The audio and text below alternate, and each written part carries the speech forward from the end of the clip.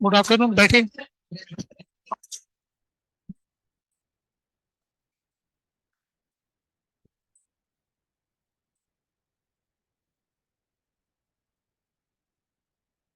Hello.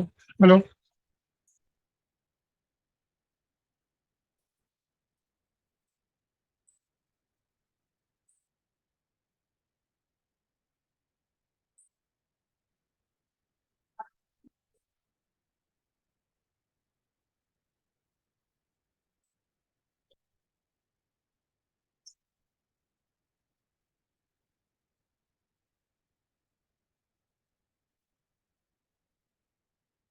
ADP number 18।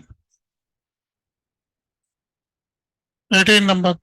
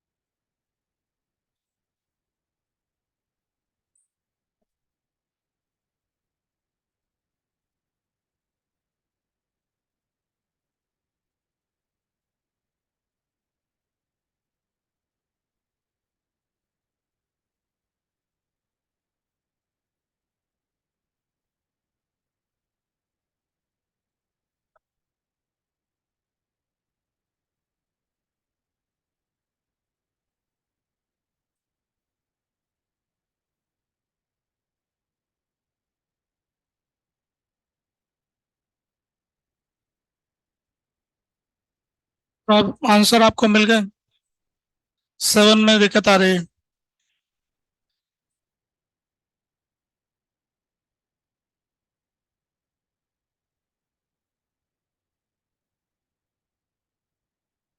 Seventh question. एक capacitor दे रखा है जिसको वी नॉट पोटेंशियल से चार्ज किया। On disconnecting with it is connected with a capacitor of C2. The ratio of energy before and after the connection of the switch will be। तो पहले capacitor पे charge था C1 V0 minus C1 V0 connect करने से पहले 0 0। फिर connect कर दिया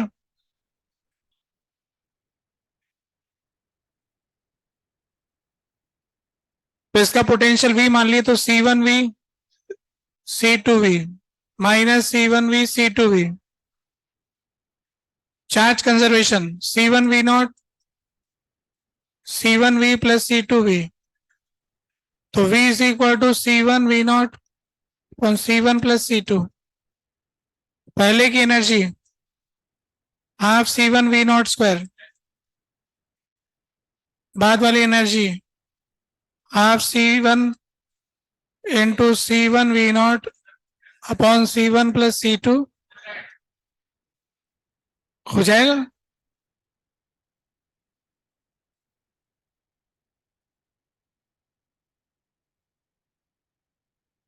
क्या आएगा?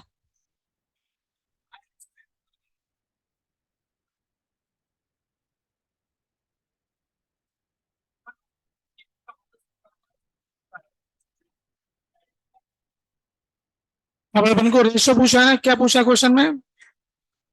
Ratio of energy before and after. तो इसका रेशियो आ जाएगा। अभी लिख रहे हैं। Total energy पूछेगी।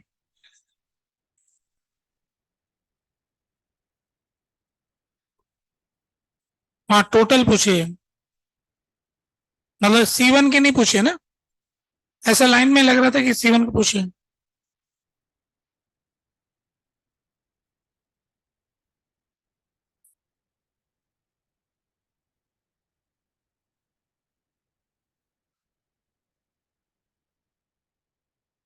ठीक है। हम्म। और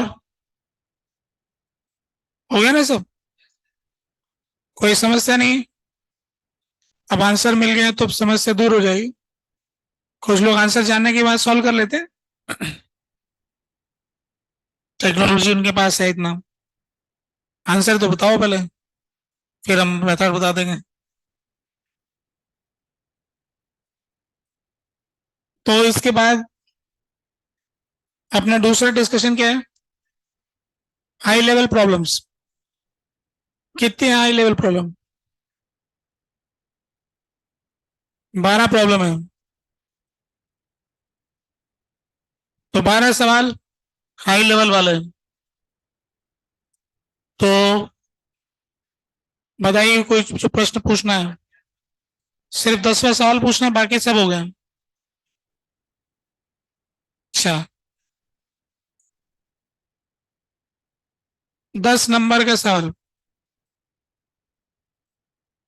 तो ऐसा दे रखा है कि स्क्वायर लूप वो एक्स और वाई एक्सेस के पैरेलल है और पॉजिटिव एक्स डायरेक्शन में जा रहा है। मैग्नेटिक फील्ड जेड डायरेक्शन में है और मैग्नेटिक फील्ड का ग्रेडियंट हमें दे रखा है। तो टाइम के साथ वेरिएशन, ये सब कुछ दिया हुआ है। तो स्क्वायर लूप है, एक्स वाई प्लेन में रखा है ऐसे, और ये भाग रहा है वी से यूं। इसकी साइड है ए। माना किसी समय ये दूरी इसकी एक्स थी।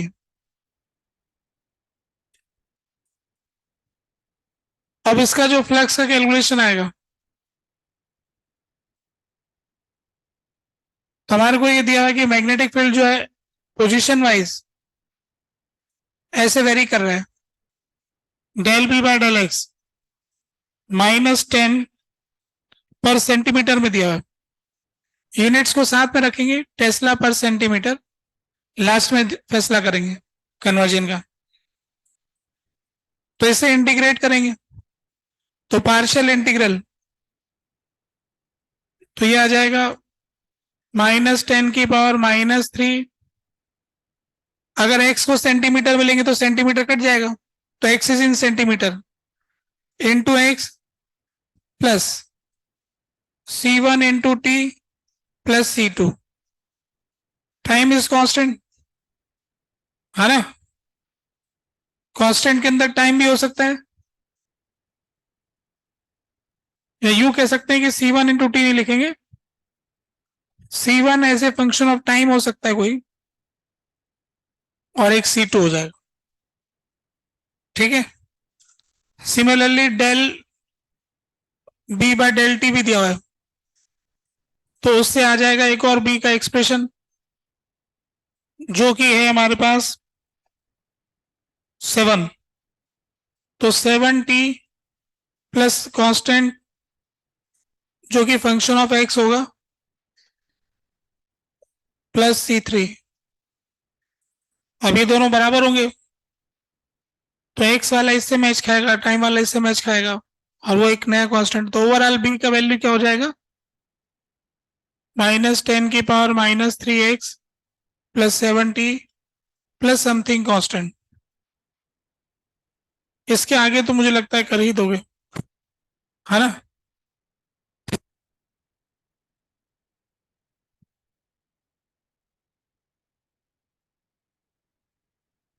अब 14 क्वेश्चन की बारी। क्वेश्चन नंबर 14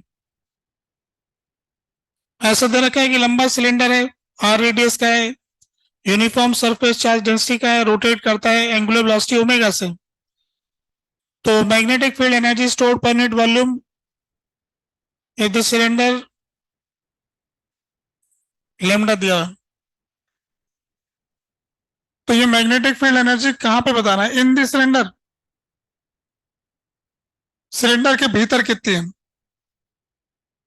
तो एनर्जी डेंसिटी पूछिए एक तरह से ना, तो एक तरह से सोलेनॉइड वाला सवाल हो गया। तो ये तो सोलेनॉइड हो गया। अब इसके अंदर इसको यूं घुमाएंगे ओमेगा से, तो इसमें करंट यूं हो जाएगा। हाँ, तो इसी में कह रहे हैं इंटीग्रेट करने की क्या जरूरत आ रही है, सीधा ही तो आ रहा है। अब इसके अंदर मुझे एनर्जी चाहिए ना पर यूनिट लेंथ, तो हमारे पास एनर्जी डेंसिटी का फॉर्मूला होता है half epsilon not into, epsilon not नहीं, म्यू वाला, 1/म्यू नॉट है ना, इंटू बी स्क्वायर, इंटू इसका cross section area into length divided by length. तो ये हो गया एनर्जी पर यूनिट लेंथ आ गया, वही पूछा है। लेंथ लेंथ कट गया, तो 1/2 म्यू नॉट। अब बी का कैलकुलेशन चाहिए, तो बी बी होता है mu naught into current per unit length. तो करंट पर यूनिट लेंथ अगर मैं इसकी छोटी सी कोई लेंथ लेता हूं एल, और सिग्मा चार्ज लेता हूं, तो इस क्रॉस सेक्शन एरिया को क्रॉस करने वाला करंट चार्ज कितना हो गया, सिग्मा इंटू 2 पाई RL, है ना, total charge upon time period, total charge into time period, है ना। अब sigma into 2 pi RL is equal to lambda L, L L उड़ गया, सिग्मा इंटू 2 पाई R बराबर लेमडा हो गया। तो ये अपने पास जो कैलकुलेशन आया, टोटल चार्ज एक ऑसिलेशन किया, एक राउंड काटा, तो इतना चार्ज क्रॉस हो गया, डिवाइड, तो एक करंट आ गया। करंट पर यूनिट लेंथ चाहिए, तो डिवाइडेड बाय लेंथ, तो लेंथ कट गया। इसका स्क्वायर करना है, इंटू पाई R स्क्वायर करना है, यू अपॉन एल आ जाएगा, एल से एल कट जाएगा, sigma into 2 pi R lambda हो जाएगा।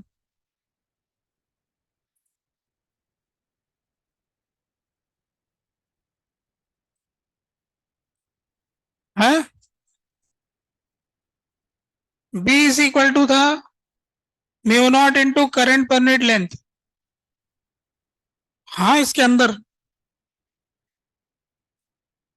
घूमेगी तो सोलेनॉइड बन गया ना, तो mu naught current per unit length चाहिए मुझे, तो करंट पर यूनिट लेंथ की वैल्यू लेमडा हो गई। लेमडा तो चार्ज पर यूनिट लेंथ था ना, तो करंट पर यूनिट लेंथ ये हो गया। अब इसको ओमेगा से गुणा कर लेंगे ना, सिग्मा को उठा सकते हैं, टाइम पीरियड को हटा लेना, आ जाएगा मतलब। इस तरह से 14th नंबर का क्वेश्चन हो गया। और बताइए, और कुछ नहीं बताना है, सब हो गया। तो इस तरह से ये EMI हो गई कुछ विद्यार्थियों की, है ना, बधाई की पात्र है वो। कुछ लोगों की शुरू भी नहीं होगी, वो अगले साल करेंगे। कुछ चीजें अगले साल भी रखी जाती लोगों के लिए, है ना।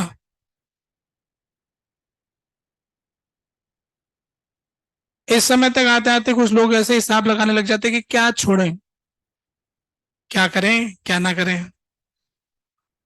तो इसका जवाब मैं बार बार देता हूं, सब कुछ करें जो आसान है, जो कठिन है वो छोड़ें, कोई भी टॉपिक ना छोड़ें, है ना। हर टॉपिक में कुछ इजी है, कुछ कठिन है।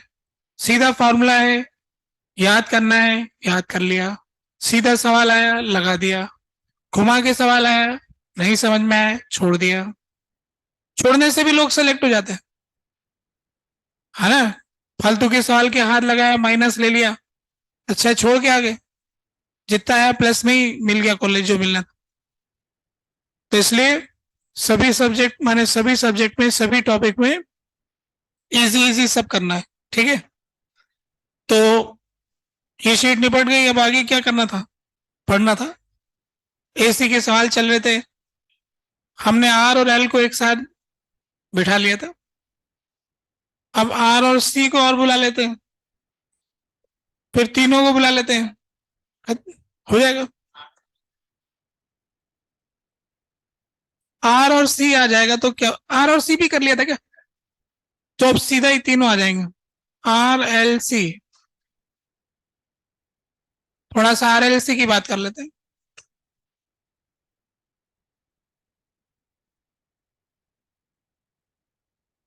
Are L C series circuit,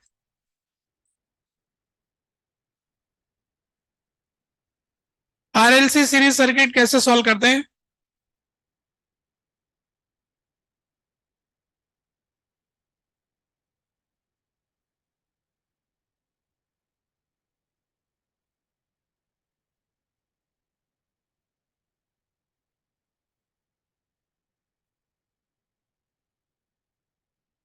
तो हम ये जानते हैं कि ये जो केवीएल की इक्वेशन है ये तो हमेशा लगती है, तो हम ये लगाएंगे। एसी हो या डीसी हो, केवीएल की इक्वेशन लगती है। तो हमारी इक्वेशन कुछ इस प्रकार लगेगी, V naught sine omega T minus I R minus L D I by D T minus Q by C is equal to 0। तो V naught sine omega T is equal to I R plus L D I by D T plus Q by C. ठीक है, ये वो equation है जिसको हमें हल करना है। ऐसी इक्वेशन आपने 11वीं क्लास में देखी होगी, कुछ याद आया। अच्छा, थोड़ा याद दिलाने के लिए शक्ल लेके आऊं, उसकी शक्ल मिलाता हूं आपके लिए।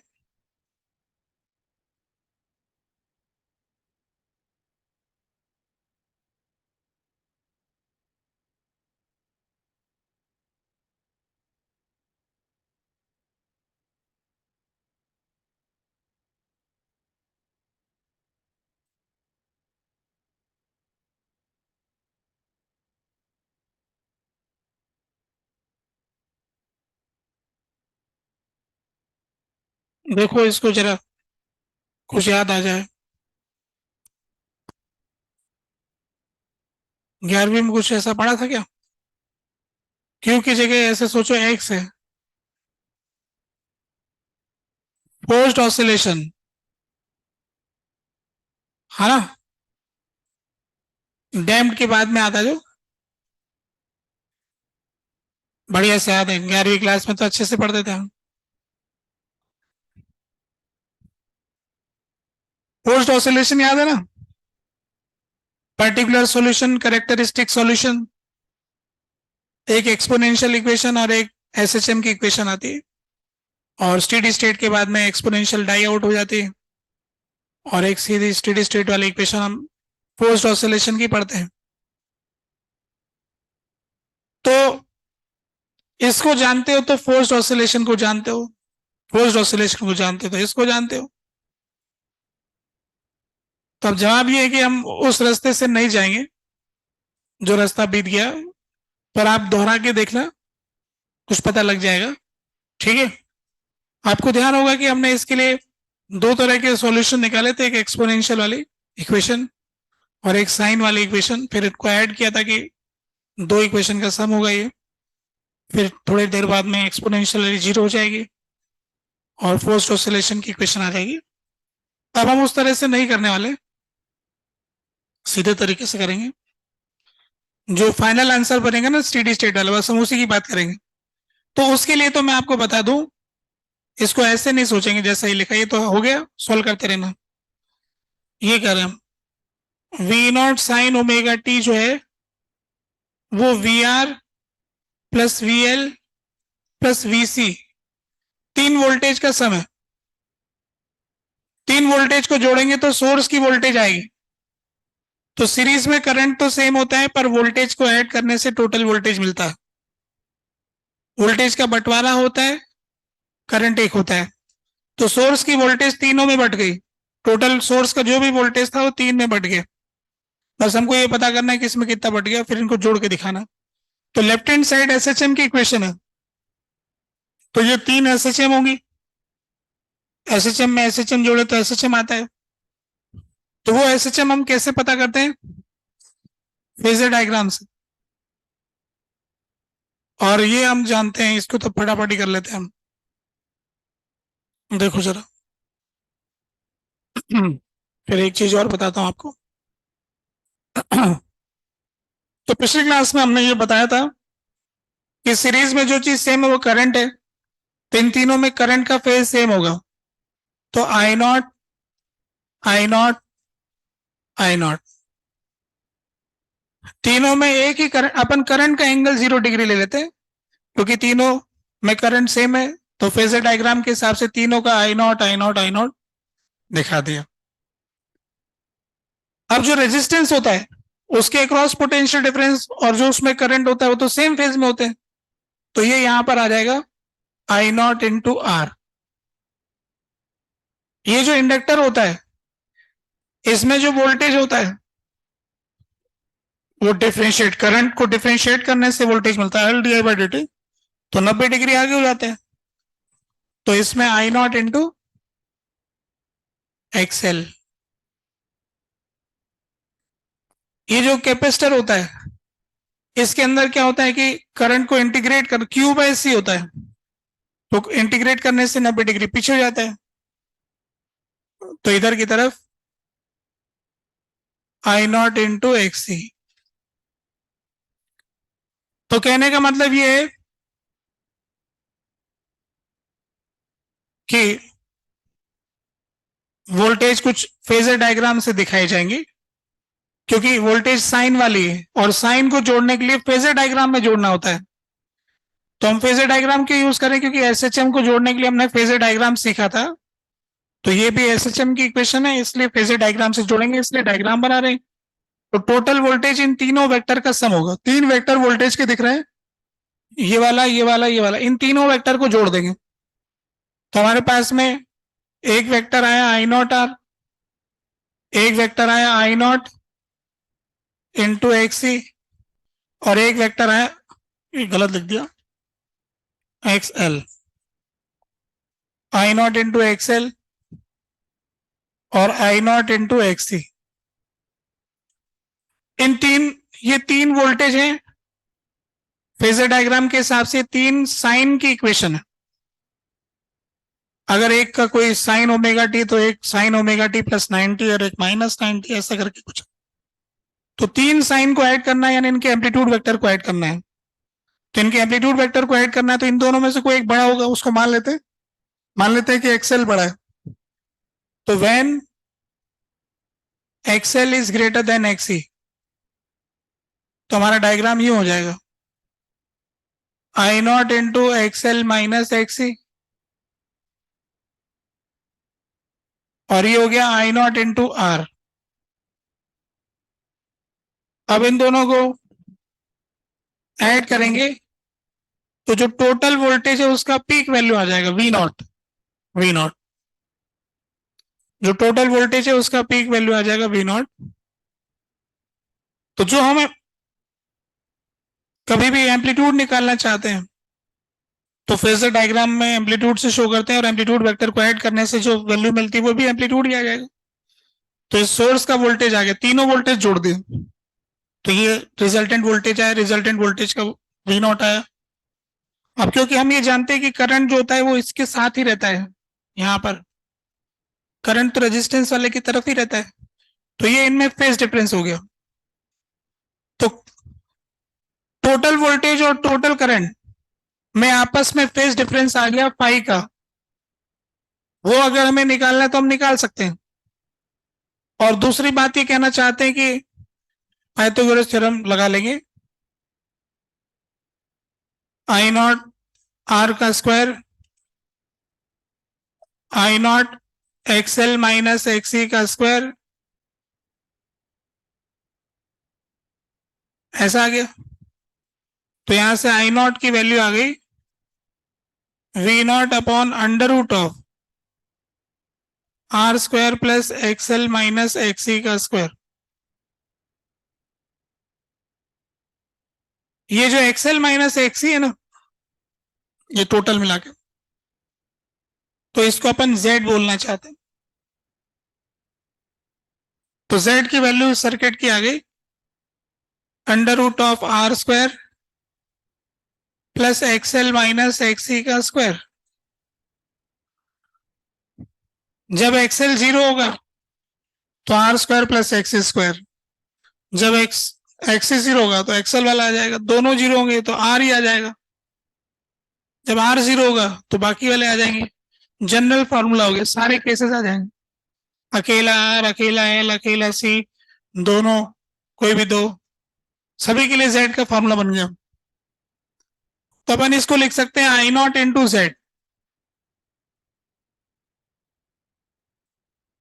We naught is equal to I naught into Z, ऐसा हो गया। अब cos फाई की वैल्यू बार बार घुमा घुमा के एक ही वैल्यू आ रही, आर बाय जेड।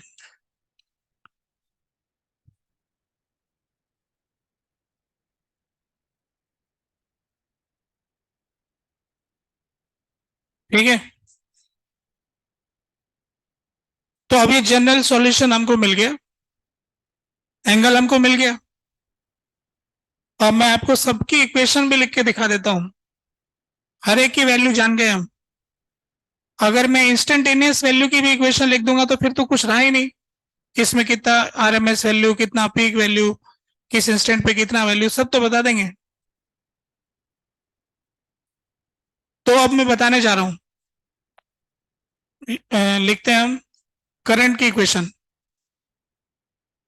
तो करंट की इक्वेशन में आई नॉट की वैल्यू आ गई वी नॉट बाय जेड, तो यहां लिखूंगा V naught divided by Z, V naught divided by Z से आई नॉट आ गया साइन ओमेगा टी, करंट क्या है वोल्टेज से फाई एंगल पीछे है, तो माइनस फाई, फाई यहां से निकाल लेना, मैं वो उसको ऐसे कॉस इनवर्स में नहीं लिख रहा हूं, ऐसे लिख लेते हैं minus phi, where phi is given by this equation.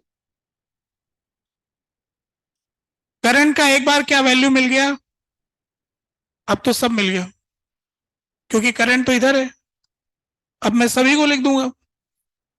तो ये मैं लिखने जा रहा हूं रेजिस्टेंस के अक्रॉस आने वाला पोटेंशियल डिफरेंस। तो रेजिस्टेंस के अक्रॉस आने वाला पोटेंशियल डिफरेंस हो जाएगा V naught by Z into R, I R sine omega T minus phi. ये रेजिस्टेंस के अक्रॉस आने वाला पोटेंशियल डिफरेंस करंट के साथ सेम फेज में रहता है, तो जो करंट का फेज एंगल है वही उसका होगा। अब मैं लिखना चाहता हूं इंडक्टर के अक्रॉस पोटेंशियल डिफरेंस, तो V naught by Z into XL sine omega T minus phi plus 90 degree,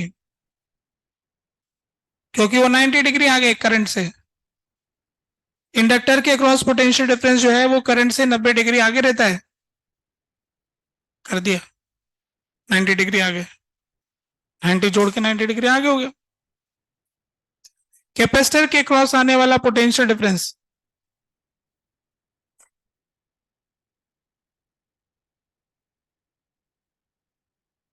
नब्बे डिग्री पीछे रहता है, 90 डिग्री पीछे कर दिया।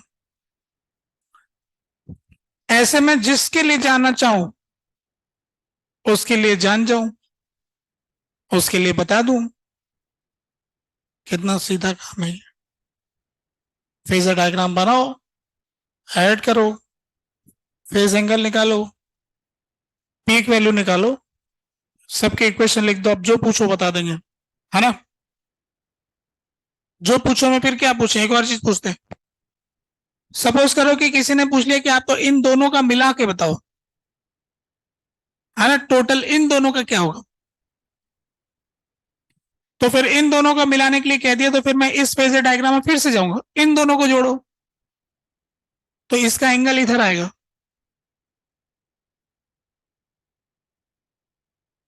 इनको अलग से लिख देता हूं। तो ये आ जाएगा V naught R L, R और एल का वी नॉट हो गया, I naught R, I naught XL. इन दोनों साइन को जोड़ना है, इसकी इक्वेशन साइन की है, इसकी इक्वेशन साइन की है, तो इन दोनों साइन को जोड़ेंगे तो क्या होगा, तो इनके फेजर डायग्राम को जोड़ने से जो एम्पलीट्यूड आएगा वहीं से पता लगेगा। तो दो एसएचएम को जोड़ रहे हैं, तो इसकी इक्वेशन एसएचएम की, इसकी इक्वेशन एसएचएम की, इन दोनों एसएचएम को जोड़ेंगे तो क्या आएगा, ये जो हमने जोड़ा वो तीन एसएचएम को जोड़ा है, तो अगर मैं तीनों को जोड़ता हूं तो वी नॉट इसके बराबर होगा। अब इन दोनों को जोड़ूंगा तो इन दोनों के फेजर डायग्राम में एडिशन होगा, तो वी नॉट की वैल्यू तो यहां से मिल जाएगी, this square plus this square है ना। तो मैं डायरेक्टली लिख के दिखाता हूं आपको, V R L, V R L की वैल्यू क्या होगी, वी आर एल की वैल्यू होगी वी नॉट अपॉन जेड, ये तो हो गया करंट, और इसका वैल्यू आएगा under root of R square plus XL square, R square plus XL square sine omega T minus phi, current पे पहुंच गया, प्लस ये वाला theta tan inverse XL by R, है ना, tan inverse XL by are.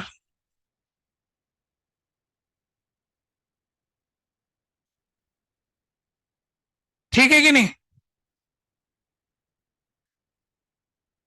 तो हम ये कहना चाहते हैं कि कितना अच्छा था उस डीसी सर्किट में, सीधा साधा एक ही करंट होता था, वोल्टेज सीधा जोड़ देते थे, इसका 10 इसका 5, तो टोटल मिला के 15 हो गया, सीधे नंबर होते थे ना, सीधे जोड़ देते थे। अब इसका साइन ए साइन थीटा और इसका बी कॉस थीटा, तो A sine theta plus B cos theta जोड़ना है, तो फिर जोड़ने के लिए कह रहे हैं कि या तो ऐसे जोड़ो जैसे जोड़ते हो आप गणित वाली भाषा में, फेजर डायग्राम से जोड़ोगे, तो A sine theta plus B cos theta में under root of A square plus B square, वैसा है ना, वही हो रहा है यहाँ पर भी। तो कहने का मतलब ये है कि अपन को फेजर डायग्राम बना के जोड़ना आना चाहिए, जोड़ जोड़ के लिख देंगे, ठीक है। तो अब मैंने इन दोनों का मिला के वोल्टेज लिख दिया, अब आपको इसके क्रॉस टोटल वोल्टेज कितना आएगा मैक्सिमम ये बता सकता हूं मैं, और भी बहुत किस समय कितना होगा सब जानकारी दे सकते हैं हम, ये सारी जानकारियां हो गई। अब पावर वगैरह कैलकुलेट और करके दिखाते हैं कि पावर का क्या होगा। तो पावर का कैलकुलेशन ये आएगा कि भाई पावर होता है V इंटू आई, पावर होता है V इंटू आई, ये रहा आई और ये रहा V, इन दोनों को गुणा करो V इंटू आई, V की जगह तो आ गया V not sine omega T, और आई की जगह आ गया V not upon Z sign omega T minus five. Instantaneous power कोई पूछ ले हमसे झट से बता देंगे।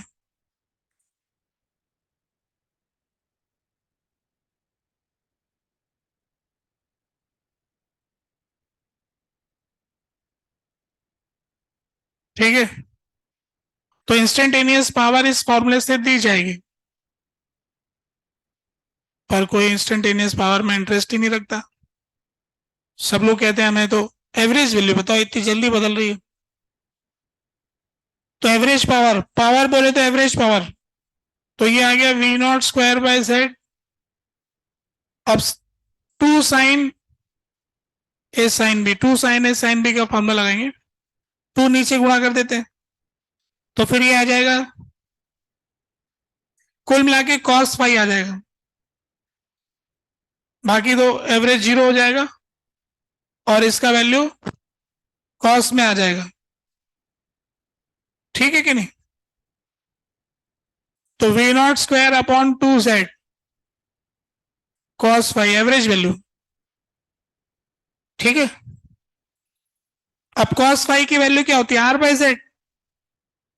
अच्छा, इसको ऐसा भी लिख सकते हैं, थोड़ा अच्छे से लिखते हैं। इस एवरेज पावर को आप ऐसे लिख सकते हो, वी नॉट अपॉन √2 और I naught upon √2 into cos phi. V naught upon √2, I naught upon √2, क्योंकि वी नॉट बाई जेड तो आई नॉट हो गया, तो ये हो गया V R M S I R M S cos phi. V R M S I R M S cos phi. V R M S I R M S cos phi, ये value आ गई average power की, ठीक है। तो average power है V R M S I R M S cos phi. ये वाला फॉर्मूला कुछ ऐसा हो रहा है जैसे अपन ने ये तो बनाया वी आर एम एस, ये बनाया आई आर एम एस, और इनके बीच का एंगल फाई, और एवरेज पावर को लिखते वक्त हमने लगा दिया वेक्टर लगा के, V R M S dot I R M S. वैसे तो वेक्टर होता नहीं, पर फेजर डायग्राम में हो जाता है,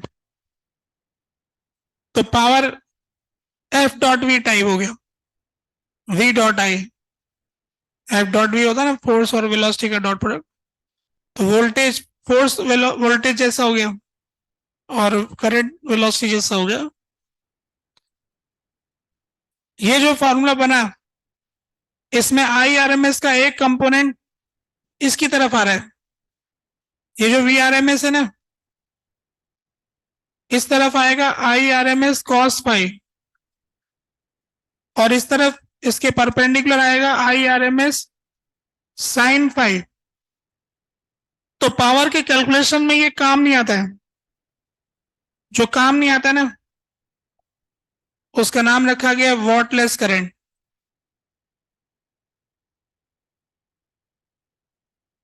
wattless current, I R M S sine phi, I R M S sine phi को वॉटलेस करंट कहते हैं।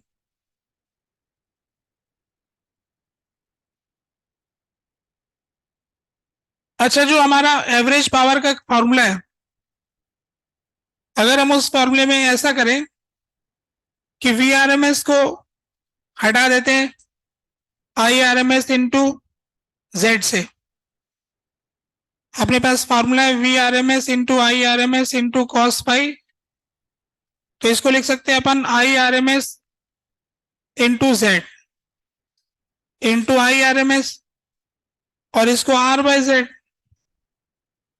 तो एवरेज पावर का फॉर्मूला आ गया आई आर एम एस का स्क्वायर इंटू आर, और कुछ याद ना रहे तो आई आर एम एस का स्क्वायर इंटू आर सर्किट में एवरेज पावर है, सीधा फॉर्मूला। आई पुराना सही फॉर्मूला लग रहा है, आई स्क्वायर आर। तो आई आर एम एस का स्क्वायर इंटू आर कर लो, जेड वेड कुछ नहीं चाहिए बस। तो आप तो सिर्फ आई आर एम एस निकालो, स्क्वायर करके आर से गुणा करो, तो पूरे सर्किट में rate of loss of energy की एवरेज वैल्यू आ जाएगी, ऐसा बोल सकते हैं। एनर्जी खाता कौन है? रेजिस्टेंस ही खाता, और तो कोई खाता नहीं है। कैपेसिटर का एवरेज पावर 0 है, इंडक्टर का एवरेज पावर 0 है, जो कुछ रेजिस्टेंस का है वो उसके बराबर है, वही टोटल भी है। तो इस प्रकार, अच्छा ये जो कॉस फाई है इसको पावर फैक्टर कहते हैं, ये बात बता दिया था क्या? नहीं बताया तो अब बता दिया। पावर के साथ एक फैक्टर गुणा हो रहा है, कॉस फाई। इसकी वैल्यू 0 हो जाए तो वोल्टेज भी रहे करंट भी रहे तो भी पावर नहीं आती। जैसे कि इसमें होता है, इंडक्टर में होता है, कैपेसिटर में होता है, करंट वोल्टेज में 90 डिग्री का अंतर होता है ना, तो पावर फैक्टर 0 हो गया। कैपेसिटर का पावर फैक्टर 0, इंडक्टर का पावर फैक्टर 0, रेजिस्टेंस का पावर फैक्टर 1। अब इस सर्किट का power factor R by Z, कुछ जेड आएगा तो power factor R by Z पे आ जाएगा। तो सर्किट का कैपेसिटेंस चेंज करके पावर फैक्टर चेंज कर सकते, है ना, पावर फैक्टर चेंज किया जा सकता है जेड चेंज करके। ठीक है, अब फाई को कह देंगे पावर फैक्टर एंगल। फाई कहलाएगा power factor angle, power factor angle.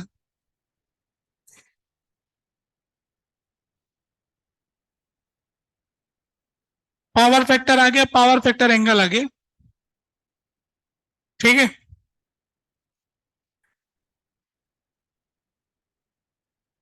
अब मैं अगले पेज पे जाना चाहता हूं।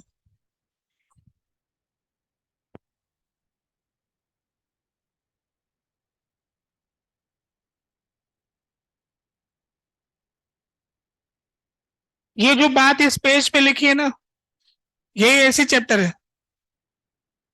ये जो एक पेन दिख रहा है ना आपको, इसमें सब सारे केस आ गए, एक्सेल 0, एक्सी 0, सारे सीरीज वाले सारे सवाल का थ्योरी इसी में आ गया। मात्र एक पेज, सीरीज का कोई भी सर्किट का सवाल करेंगे इसी का, इससे हो जाएगा, क्योंकि इसमें सब तो लिख दिया, इक्वेशन तक लिख दिया।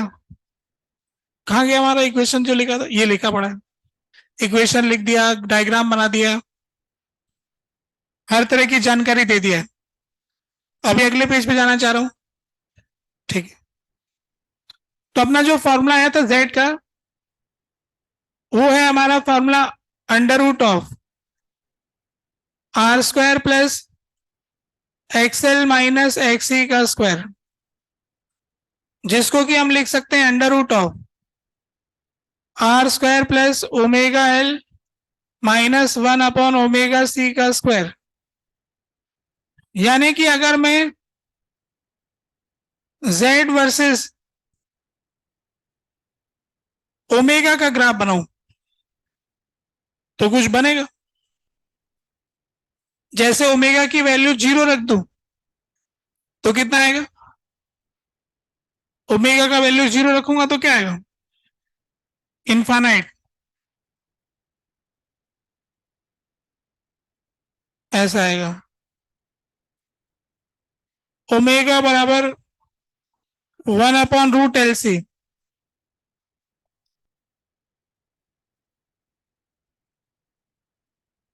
ये रखेंगे तो जेड की सबसे कम वैल्यू आएगी। जब XL is equal to XC होगा तो इंपीडेंस मिनिमम होगा। ठीक है, एक था रेजिस्टेंस और एक था रिएक्टेंस और एक है इंपीडेंस। Resistance, reactance, impedance. 1/रेजिस्टेंस को क्या कहते हैं, कंडक्टेंस। 1/रेजिस्टेंस कंडक्टेंस होता है ना। 1/जेड, जेड है इंपीडेंस, तो 1/जेड एडमिटेंस।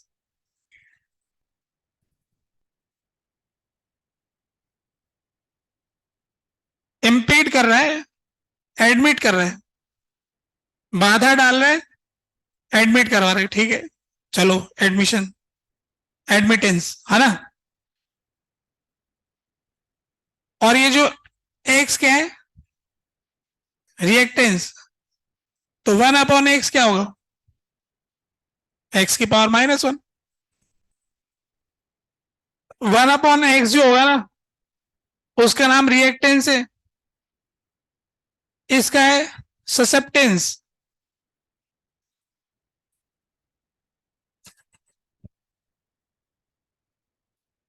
ठीक है, ये था रेजिस्टिविटी 1/, ये हो गया conductivity. Resistivity, conductivity, resistance, conductance, reactance, susceptance, impedance, admittance, ऐसे करके कुछ नाम वाम है। नाम वाम में क्या जाता है, पूछेगा तो कुछ नहीं आता। फिर फाइंड एडमिटेंस, बोलो ये क्या होता। 1/Z निकालना था ना, इतना से काम था।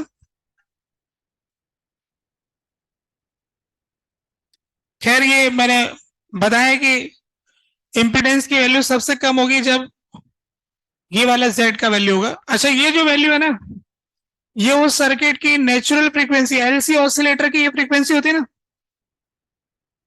तो उस फ्रीक्वेंसी का अगर सोर्स लगाएंगे तो ये कंडीशन ऑफ रेजोनेंस भी कहलाता है। इसलिए इस फ्रीक्वेंसी को रेजोनेंट फ्रीक्वेंसी भी कहते हैं। जब सिस्टम की नेचुरल फ्रीक्वेंसी से सोर्स की फ्रीक्वेंसी मैच खा जाए तो सोर्स से सिस्टम के पास मैक्सिमम रेट ऑफ एनर्जी जाएगी, क्योंकि Z सबसे कम होगा। Z सबसे कम होगा तो I सबसे ज्यादा होगा, तो I RMS² इंटू R की वैल्यू सबसे बड़ी वैल्यू आएगी। तो अगर मैं ग्राफ बनाता हूं करंट वर्सेस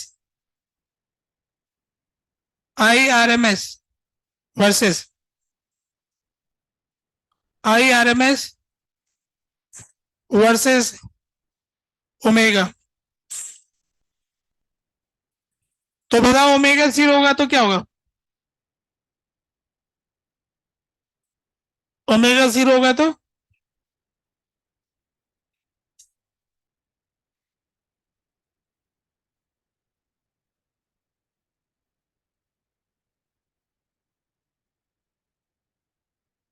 ओमेगा रेजोनेंस। इस समय जो करंट आएगा वो सबसे ज्यादा आएगा, वो होगा VRMS डिवाइडेड बाय R। उस समय Z की वैल्यू R के बराबर हो जाएगी। XL XC बराबर हो गए तो XL XC कट जाएंगे, सिर्फ इंपिडेंस की वैल्यू R के बराबर आएगी। इंपिडेंस की वैल्यू R के बराबर आएगी तो ऐसा हिसाब हो जाएगा।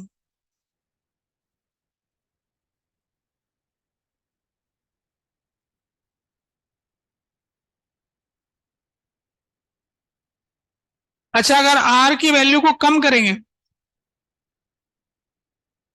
तो ये ग्राफ जो है और ऊंचा चला जाएगा।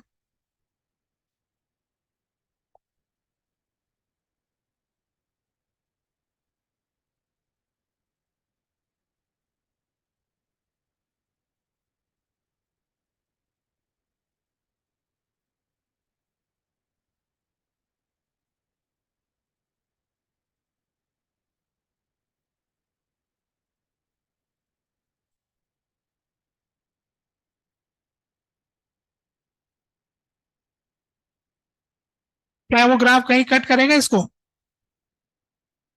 कट जाएगा, मान लेते हैं कहीं कट जाएगा।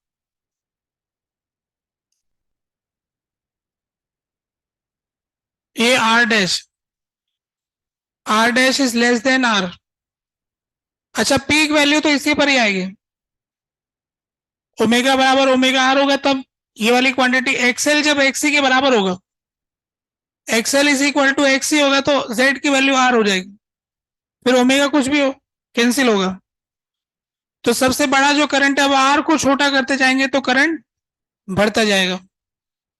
अगर R का वैल्यू 0 रख देंगे फिर क्या होगा, अगर R 0 होगा तो फिर ग्राफ का क्या होगा,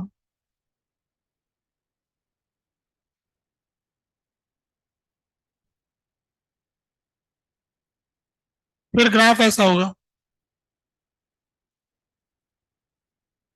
जब कोई रेजिस्टेंस ना हो,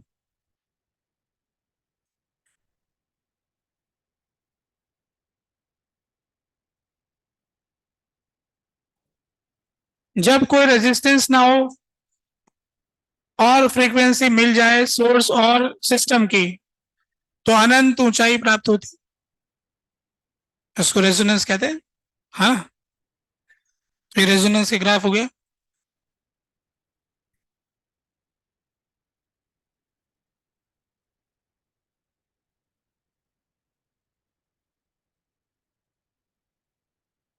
अब यूं कहना चाहते हैं कि ये जो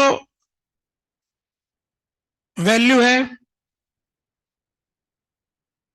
जिसके लिए पीक वैल्यू आ गई IRMS, ये आ गई VRMS अपॉन आर, तो इसके करस्पॉन्डिंग जो पावर आएगी वो पीक पावर आ जाएगी, मैक्सिमम पावर जो कंज्यूम होगी। इसकी आधी पावर कब होगी बताओ, हाफ पावर कब होगी? तो अपन जानते हैं कि पावर का फॉर्मूला है IRMS का स्क्वायर इंटू आर। अगर मैं ओमेगा चेंज करूं तो आर तो वही रहेगा, तो IRMS की वैल्यू को 1/√2 टाइम्स कर दूं, तो ये वाली जो वैल्यू है इससे 1/√2 टाइम्स कर दूंगा, तो उस समय जो हाफ पावर आ जाएगी, तो VRMS अपॉन √2R। ये जो करंट RMS करंट की बात चल रही, अगर RMS करंट की वैल्यू 1/√2 टाइम्स होगी, जो पीक वैल्यू आ रही है उससे, तो उसके करस्पॉन्डिंग जो हमें ओमेगा मिलेगा उसमें average power maximum possible power की हाफ हो जाएगी। जो मैक्सिमम पॉसिबल पावर अलग अलग ओमेगा में मिल सकती थी वो रेजोनेंस की फ्रीक्वेंसी पे मिलेगी, मैक्सिमम पावर उसका आधा हो जाएगा। इसका मतलब जेड की वैल्यू क्या हो जाएगी, √2R। इसका मतलब XL is equal to R, XL की वैल्यू आर के बराबर होगी, तभी तो होगा ऐसा। जब जेड की वैल्यू √2R होगी तो करंट की वैल्यू VRMS अपॉन √2R होगी, और जेड की वैल्यू √2R तब होगी जब, ये तो गलत लिख दिया, सही लिखता हूं, XL minus XC is equal to R हो मॉड वाइज, है ना। एक्सएल माइनस एक्सी की वैल्यू जब इस तरफ होगी उस तरफ होगी, तो इसके दो केस बनेगा, यानी कि ω2L, जब ओमेगा बड़ा होगा तो एक्सएल बड़ा होगा, तो ω2L minus 1/ω2C is equal to R होगा। इसके करस्पॉन्डिंग ओमेगा निकाल सकते हैं अपन, एक ही होगा 1/ω1C। जब ओमेगा इससे छोटा होगा ना तो एक्सी बड़ा हो जाएगा, क्योंकि यहां पर एक्सएल बराबर एक्सी है, तो 1/ω1C माइनस ω1L आर हो गया। तो इस इक्वेशन से ω2 निकाल लेंगे और इस इक्वेशन से ω1 निकाल लेंगे, बताओ क्या आ जाएगा। ω1 और ω2 का वैल्यू क्या आएगा बताओ जरा।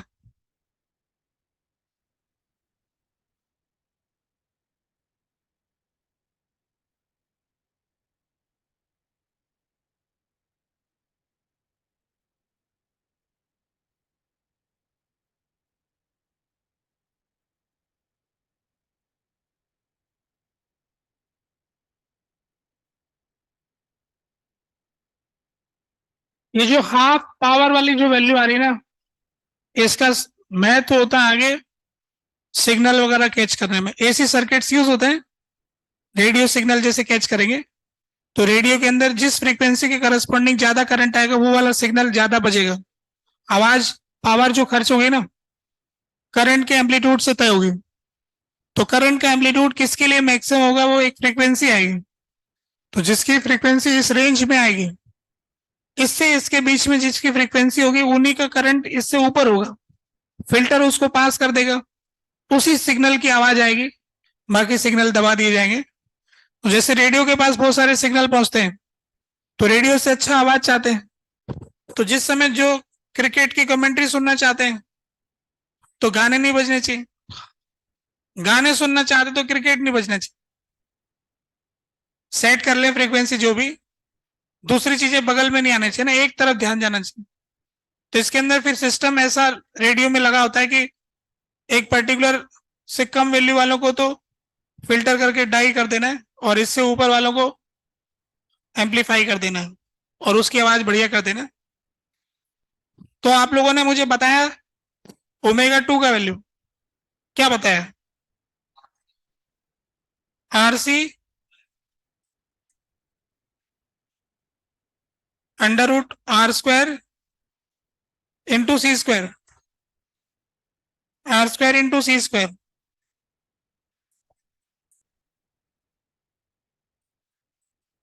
प्लस 4LC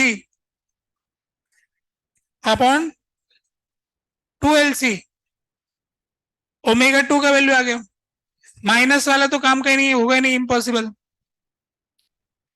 ओमेगा 1 ये और बता दो।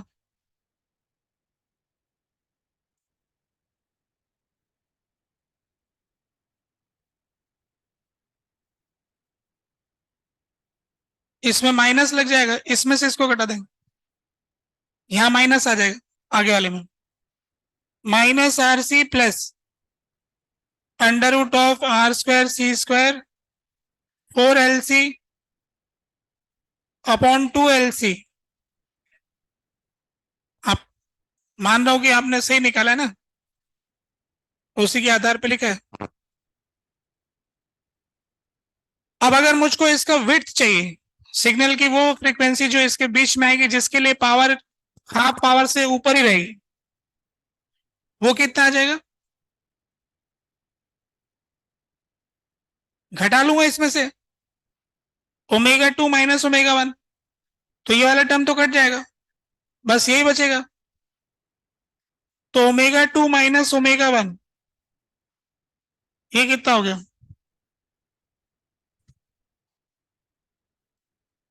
2RC upon 2LC। टू तो कट ही गया ना, सीधा R/L आ गया। R/L, R/L।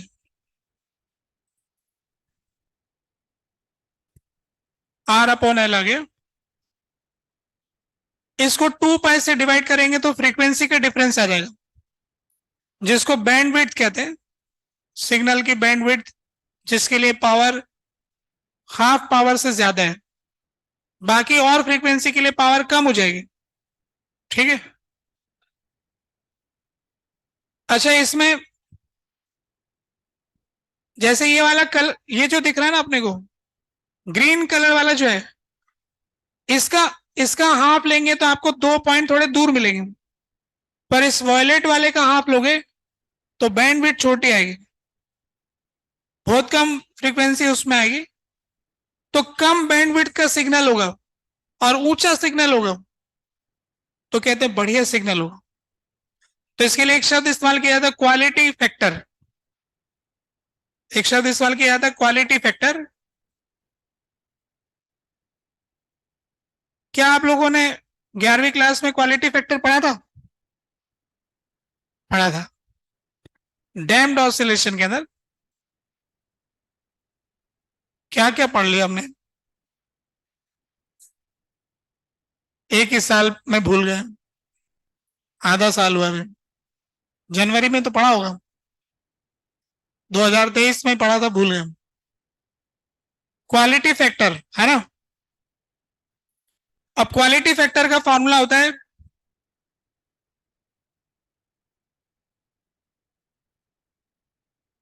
Omega resonance omega 2 minus omega 1।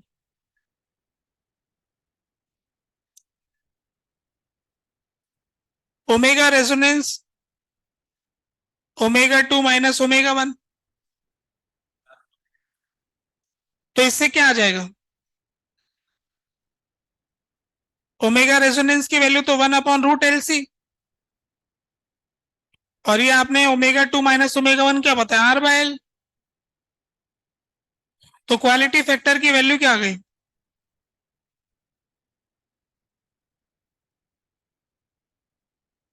1/R √L/C। जितना R छोटा करोगे क्वालिटी फैक्टर बढ़िया होता जाएगा, ये पीक ऊंचा चढ़ेगा ना। तो क्वालिटी फैक्टर का फॉर्मूला इस तरह से दिया जा रहा है। क्वालिटी फैक्टर का एक फॉर्मूला और भी है जिसमें इस तरह से पढ़ते हैं इसको, क्वालिटी फैक्टर को एक्सएल अपॉन आर और XC upon R at resonance at omega is equal to omega R. Omega is equal to omega R पे एक्सएल और एक्सी बराबर होते हैं। तो क्वालिटी फैक्टर इस फॉर्मूले से निकालोगे आप, तो एक्सएल की जगह आ जाएगा omega resonance into L divided by R. अब ओमेगा रेजोनेंस क्या होता है, 1/रूट एल सी, तो सेम ही आ जाएगा ना, क्योंकि omega resonance into L by R वापस सेम ही तो बन रहे हैं। ये जो फॉर्मूला है ना, ये वाला क्वांटिटी ओमेगा रेजोनेंस हो गया और ये आर बाय एल, तो एल ऊपर चला गया, तो ये हो गया XL by R at resonance. या फिर इसको, क्योंकि रेजोनेंस की कंडीशन में एक्सएल एक्सी बराबर है, तो इसको एक्सी बाय आर भी लिख सकते हैं। ठीक है, तो कोई भी केस में जब क्वालिटी फैक्टर बताते तो एक तो ये नीचे वाला फॉर्मूला लिखा है ना, वो फॉर्मूला बताते, एक फॉर्मूला और बताते क्वालिटी फैक्टर का जो अपन यहां पे यूज नहीं कर रहे, 2 pi into energy stored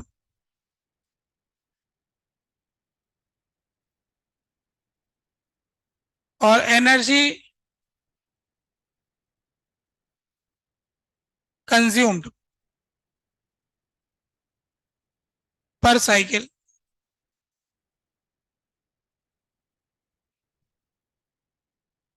energy stored upon energy consumed पर साइकिल।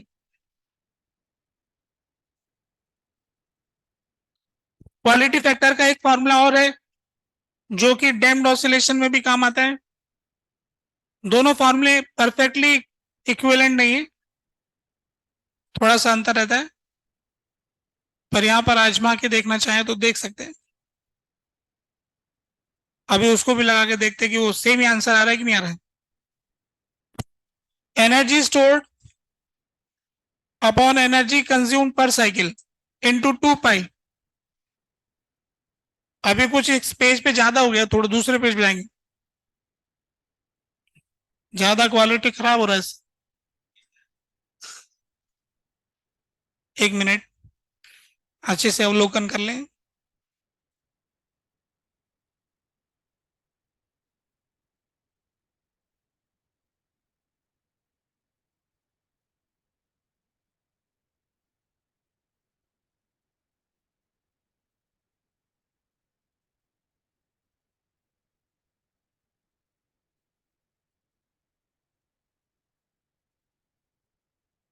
कुछ कहना चाहते,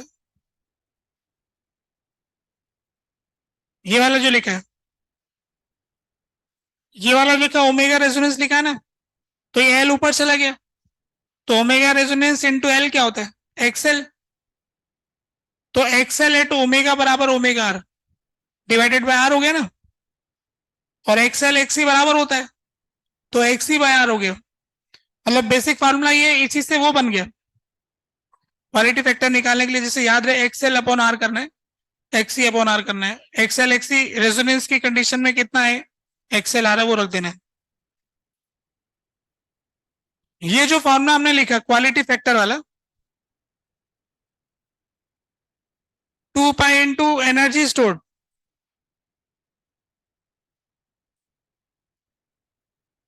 एनर्जी लॉस्ट पर साइकिल,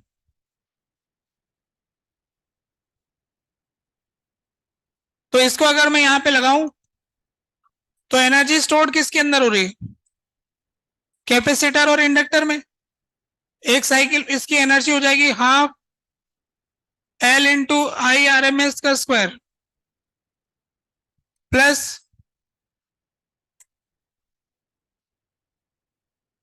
आई आर एम एस में तो half C into V R M S का स्क्वायर, तो I R M S into Z का स्क्वायर, है ना, हाफ सी वी स्क्वायर, तो half C into V R M S का स्क्वायर। तो ये इंडक्टर में स्टोर्ड, ये कैपेसिटर में स्टोर्ड, और आई आर एम एस का square into R into time period, एक साइकिल में कितना एनर्जी खर्च हो गया, पर साइकिल कितना एनर्जी खर्च हो जाता है वो नीचे आ गया, आई आर एम एस का square into R average power into T, तो इतना एनर्जी एक साइकिल में खर्च हो गया। तो आई आर एम एस तो सब जगह से उड़ गया, उड़ के चला गया, 2 पाई बाय टी मिला के ओमेगा हो गया, तो क्वालिटी फैक्टर ओमेगा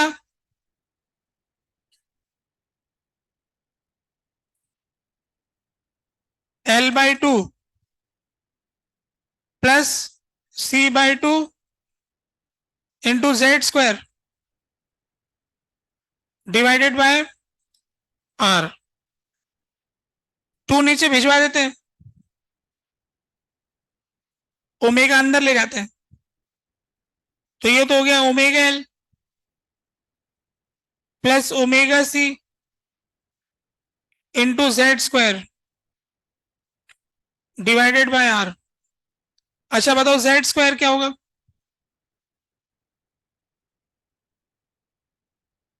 अगर नीचे टू छूट गई हूं, ये लो टू,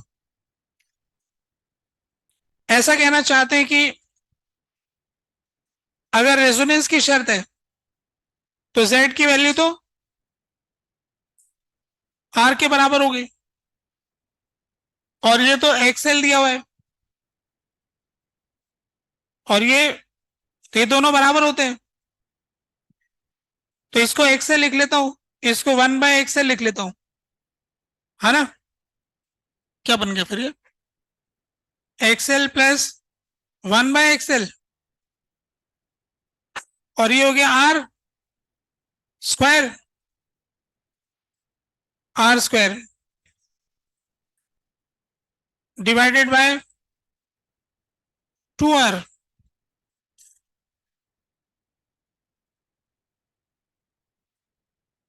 अब क्या होगा XL square plus R square,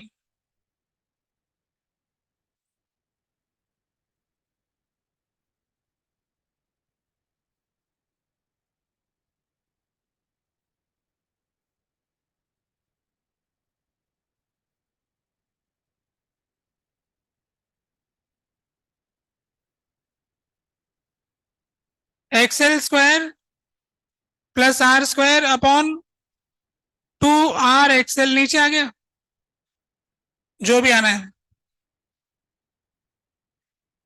ठीक है।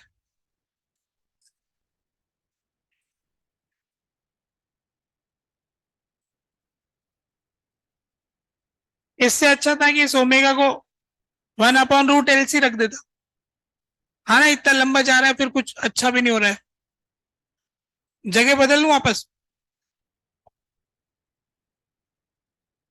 जाओ भाई यहां से।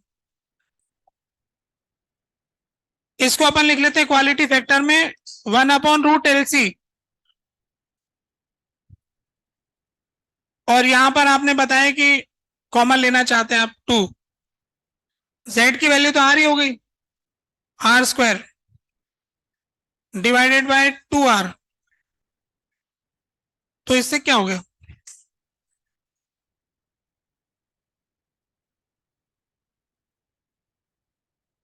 पहली वाली टर्म, दो अलग अलग टर्म बना लेते हैं, इसको डिवाइड करेंगे तो क्या आएगा 1/2r√L/C, पहला टर्म ये हो गया ना, दूसरे वाले में बताओ क्या है,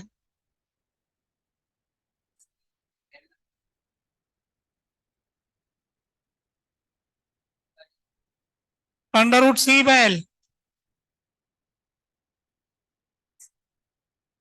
इंटू आर स्क्वायर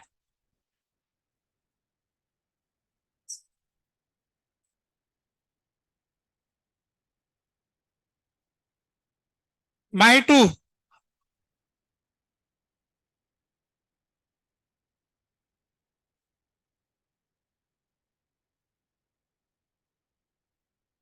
सिंप्लीफाई नहीं हो पाया।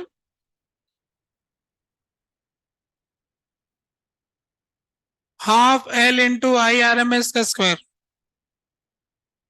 उसका वैल्यू एवरेज वैल्यू यही होगा क्या? मतलब टोटल एनर्जी जो स्टोर होगी उसके अंदर, सही लिख रहा है ये। और हाफ, अच्छा ये गलती कर दी मैंने, ये जेड अच्छा नहीं लिखा सही, ये तो एक्स ही आएगा। सारा कैलकुलेशन इसी से गड़बड़ हो रहा है।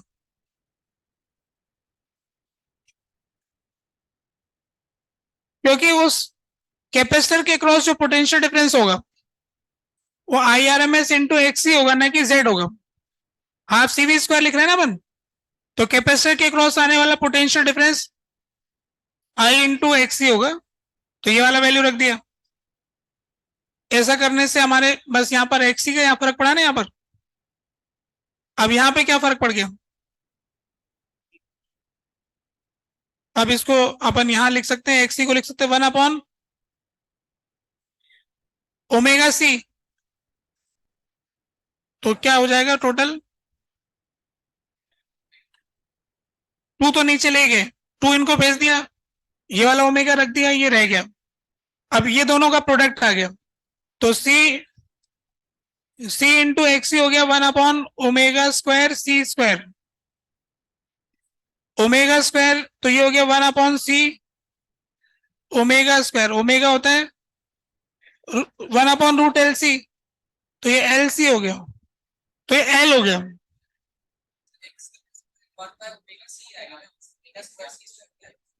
हाँ तो ये तो लिखा 1 अपॉन ओमेगा। XC क्या होता है? 1 अपॉन ओमेगा सी होता है, इसका स्क्वायर है, वही लिखा है ना। तो ये L प्लस L 2L हो गया, 2L हो गया तो 2 गायब हो गया, 2 गायब हो गया, तो ये आ गया आंसर। तो ये कितना आ गया? 1 upon R √L/C।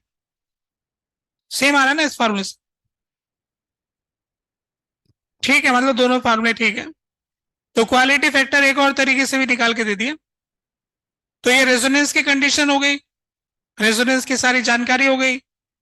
Series circuit का आप कोई भी सवाल हम करना चाहें तो कर सकते हैं। जैसे एक सवाल करते हैं, वेट किया जाए।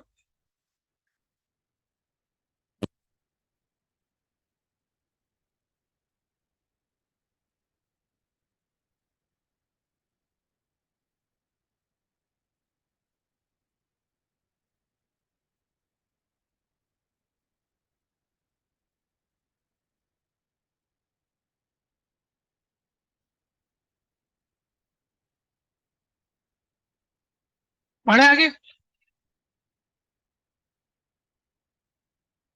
ये क्वेश्चन कीजिए, ये एक रेजिस्टेंस, ये इंडक्टर और ये कैपेसिटर।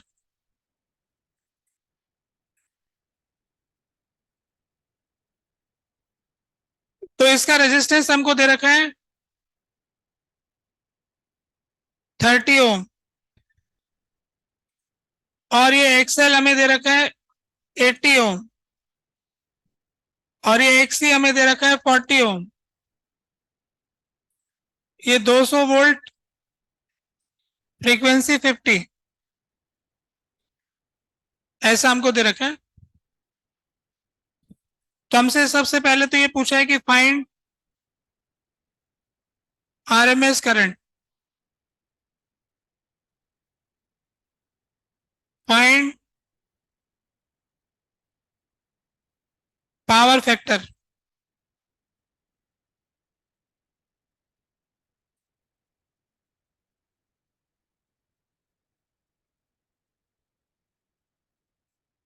फाइंड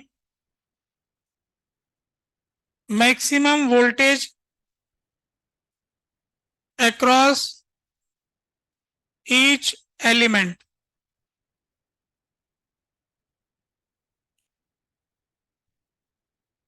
प्रत्येक के अक्रॉस अधिक से अधिक वोल्टेज कितना आएगा?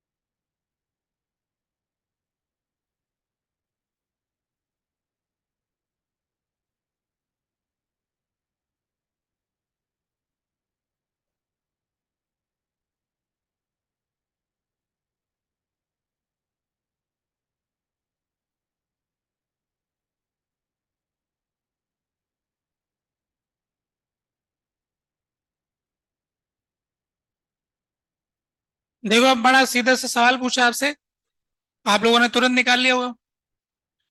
तो सबसे पहले तो आप जेड निकालेंगे, under root of R square plus XL minus XC का स्क्वायर। सब तो दे रखा है इधर, 30 का स्क्वायर 80 माइनस 40 का स्क्वायर, तो 50 आ गया, 50 ओम। जेड का वैल्यू 50 ओम आ गया। अब पहले सवाल का जवाब, आई आर एम एस, तो V R M S upon Z, तो 200, जो वोल्टेज दिया वो आर एम एस होता है, कुछ नहीं बोलते तो, डिवाइडेड बाय 50, तो 4 एम्पियर आ गया। दूसरे पार्ट का जवाब, पावर फैक्टर होता है कॉस पाई, वो तो आर बाय जेड होता है, तो ये 30/50, 0.6, तो पावर फैक्टर की वैल्यू 0.6 आ गई। ठीक है, दूसरा सवाल हो गया, कितना छोटा सवाल था। तीसरा सवाल देखो, अब V naught R maximum voltage across resistance, तो ये होता है आई नॉट इंटू आर। तो अगर आपको आरएमएस करंट पता है और पीक वैल्यू निकालना है, तो peak value upon √2 RMS value होती, तो आरएमएस को √2 से गुणा कर देंगे, तो 4 √2, ये पीक वैल्यू हो गई, और रेजिस्टेंस की वैल्यू 30 हो गई, तो इसका आंसर हो गया 120 √2 वोल्ट। किसके अक्रॉस? रेजिस्टेंस के अक्रॉस। तो रेजिस्टेंस के अक्रॉस मैक्सिमम वोल्टेज आएगा 120 √2। 120 √2 कितना होता होगा? 12 × 14.14,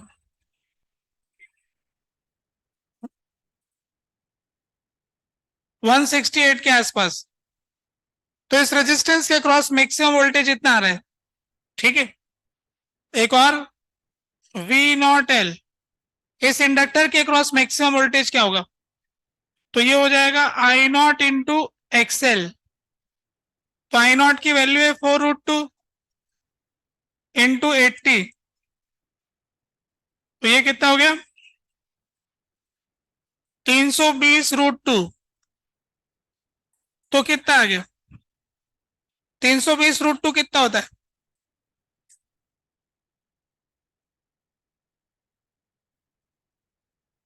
452 के आसपास, 452 के आसपास। अच्छा, ये जो सोर्स है ना, इसका वी नॉट कितना है? 200 √2, 200 √2, तो ये कितना है वी नॉट की वैल्यू? 200 √2 कितना होता है?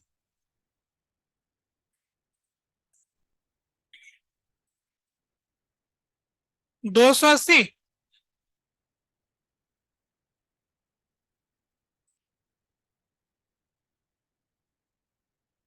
282 कह रहे हो ना? 282, तो सोर्स का वोल्टेज तो 282, और इसके अक्रॉस सबसे ज्यादा वोल्टेज और भी ज्यादा। देखो नेट फोर्स तो 10 ही न्यूटन है, पर अप्लाइड फोर्स तो 500 हो सकता है कोई। एक तरफ से 500 लगाए, एक तरफ से 490 लगाए, तो टोटल फोर्स तो 10 आया, पर एक फोर्स 10 से भी ज्यादा है, तो टोटल वोल्टेज तो कम आया है, पर एक वोल्टेज तो ज्यादा आ सकता है, आ रहा है ना? ये बताने के लिए लिया था। ऐसे ही V naught L, V naught C आ गया, तो I naught into X C आ जाएगा, तो 4 √2 इंटू 40, इसका आधा हो जाएगा, 160 √2। तो हर एक के क्रॉस मैक्सिमम वोल्टेज क्या आ सकता है, ये हमने देख लिया, जो हमसे पूछा गया था। अब इसमें कोई यूं पूछ ले आपसे, find voltage across AC source when current is 0.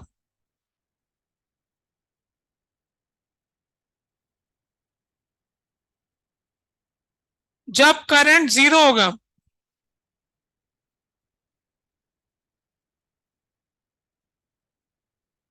Eight an instant, जब किसी क्षण सर्किट में करंट 0 होगा, तो उसी क्षण एसी सोर्स के अक्रॉस वोल्टेज क्या होगा। इसका मतलब सवाल इंस्टेंटेनियस वोल्टेज का है ना। इंस्टेंटेनियस वोल्टेज पता करना है। अब हमें समझ में आ गया कि अब क्या करना है।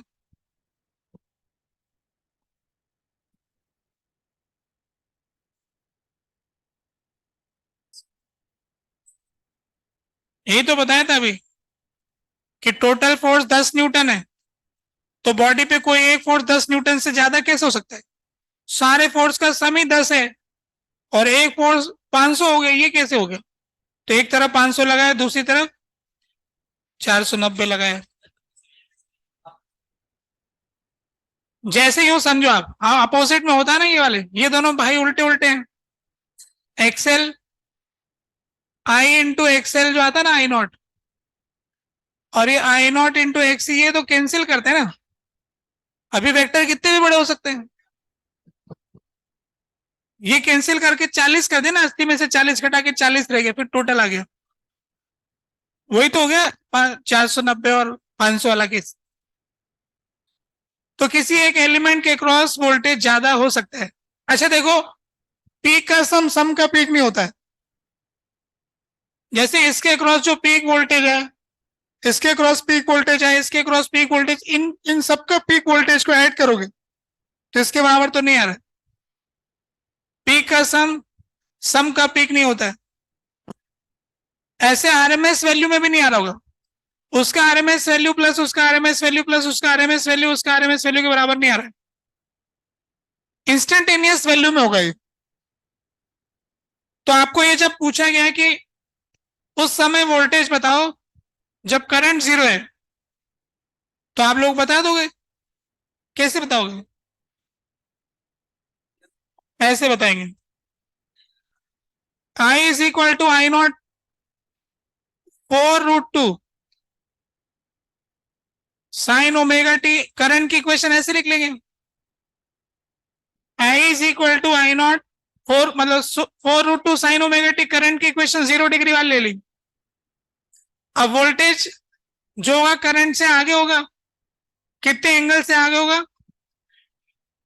कॉस फाइव की वैल्यू 3/45 है, 3/5 मतलब तो कितना हो गया 53 डिग्री। 53 डिग्री आगे, तो टोटल वोल्टेज जो है 200√2 साइन ओमेगा टी प्लस 53 है। ये है ना टोटल वोल्टेज का इक्वेशन। पीक वैल्यू 200√2 और करंट और वोल्टेज में वोल्टेज 53 डिग्री आगे, तो करंट वाली इक्वेशन में 53 रख दे। अब पूछा है कि जब करंट का वैल्यू 0 है तो ये कितना है, तो ये साइन ओमेगा टी 0 है, तो ओमेगा टी की वैल्यू 0 या पाई रखेंगे, 0 रख देंगे। तो 200√2 cos 53। तो इस वाले पार्ट का आंसर हो गया when I is equal to 0 omega T is equal to 0 और पाई, तो v का वैल्यू आ गया 200√2 साइन 53। प्लस माइनस में आएगा तो कोई फर्क नहीं, डायरेक्शन का फर्क होगा। तो इस प्रकार अपन किसी इंस्टेंट का भी जवाब देना सीख गए। तो बस इसी तरह के सवाल होते हैं। एवरेज पावर, अच्छा एवरेज पावर मैंने आपसे पूछा ही नहीं। आई आर एम एस का स्क्वायर इंटू आर, खत्म हो गया सवाल। क्वालिटी फैक्टर पूछना हो तो पावर में वैल्यू पुट कर दोगे। ऐसे करके सीरीज के सारे सवाल निपट गए। अब थोड़ी सी बात रह गई पैरेलल वाली, वो हम अगली क्लास में बताएंगे। एक आधा सवाल और करेंगे। तो अब आप लोग क्या करना, आपके पास एक शीट है जिसमें लिखा हुआ है एसी, उसके अंदर एसी की जो शीट है अल्टरनेटिंग करंट वाली, उसमें है सॉल्व एग्जाम्पल। कितने हैं गिनो जरा। 36 तो दिख ही रहे हैं, 36 एग्जाम्पल दे रखे हैं, बात ही क्या है, सब कर डालना। सारे सॉल्व एग्जाम्पल पहले पढ़ना, फिर आंसर लाना, सॉल्यूशन देखना ही नहीं पड़ेगा, आपका आंसर आ जाएगा।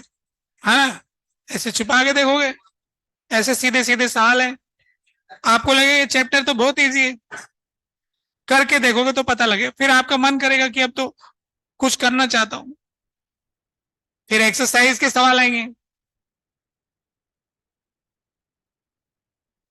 तो उसमें सेक्शन बी, बी और सी, बी सी कर लो बस, सेक्शन बी सी एक्सरसाइज 1, ठीक है। कोई डीपीपी वगैरह नहीं।